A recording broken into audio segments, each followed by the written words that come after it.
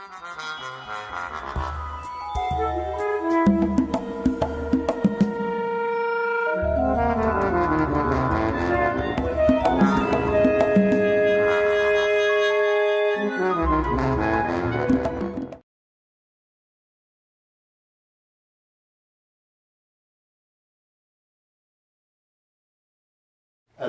I am sufficiently at home now with what I do and the way I do it to be able to create lots of different things.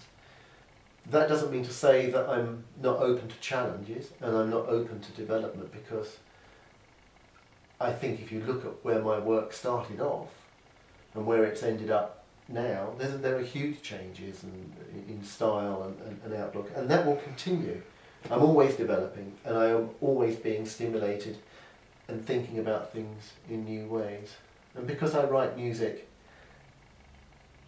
using lots of inspiration that has nothing to do with music, it's to do with geology, to do with landscape, to do with painting, it's always pushing me into new and challenging areas. And now with the advent of these various kinds of GPS technologies, it's opening up lots of other possibilities for creativity, which I find very, very exciting.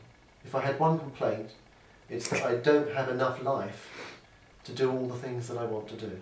Question first for the man, then for the artist. Do you feel ordinary or extraordinary? From the point of view of the man. I feel different from a lot of people some of the time. I feel the same as a few others. I think my experiences in life and the way I am creative does make me feel as if I see life differently to other people. There are some people I know who don't have a clue about music and wouldn't care whether it was there or not. The same with visual art. They just don't care, they don't have a relationship to it. And I find that alien. In fact, they could be little green men and women from Mars, as far as I'm concerned, because I don't understand. I don't understand how someone can be completely passionate and in love about football and not listen to a piece of Beethoven and see how fantastic it is. So sometimes I do feel different to some people. On a day-to-day basis, no, I want a roof over my head, I get hungry, I have the same drives and needs as everybody else does, and I'm completely aware of that.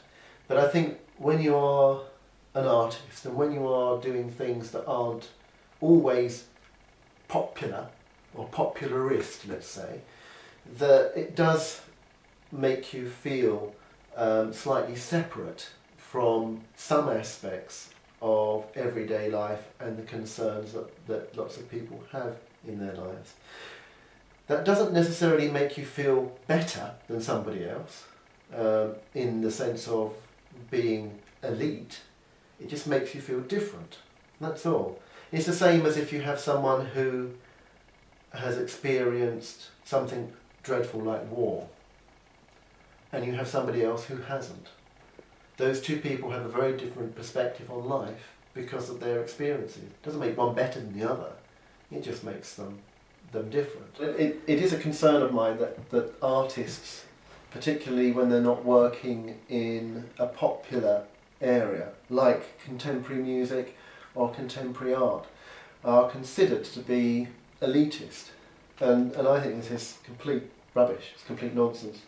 The most elitist people in our society today, I believe, are footballers who are paid ridiculously large amounts of money for kicking a ball around, who have lifestyles that most ordinary people can't begin to comprehend, where in 1 week they can earn 3 times the annual salary for most people, with flashy cars, drugs, women, you name it, all going on. They're considered to be fashion gurus.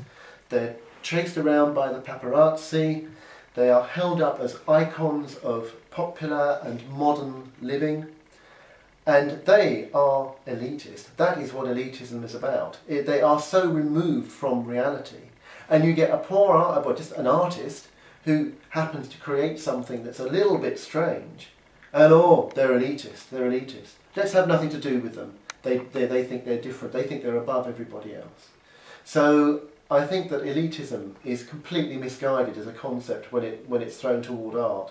And it needs to be looked at in the context of things like football and celebrity and film stars and all that load of nonsense that goes on out there, where millions upon millions of people follow it and spend money, and yet are completely oblivious to the fact that they are creating whole sections of society that are totally elitist.